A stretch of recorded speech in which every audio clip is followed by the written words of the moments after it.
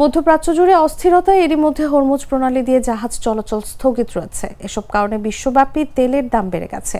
সোমবার এশিয়ার জ্বালানি বাজার খোলার শুরুতেই দেখা গেছে ব্রেন্ট ক্রুড এবং নিম্যাক্স লাইট সুইট অয়েল দুইটির দামই 10% বেশি বৃদ্ধি পেয়েছে। বাড়ার পরে আবার কিছুটা কমলেও দাম ঊর্ধ্বমুখী রয়েছে।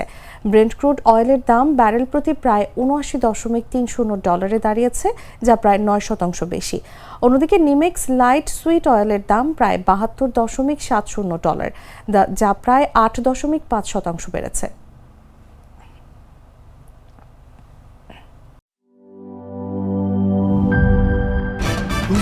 ভয় পাস না, এটা কসমিক ডোর। শব্দের আরেক নাম কসমিক ডোর। এর ওয়াল থিকনেস ও রিপ থিকনেস বেশি থাকায় এটাকে 50 বছরেরও বেশি। কসমিক ডোর, নিশ্চিন্তে 50 বছর।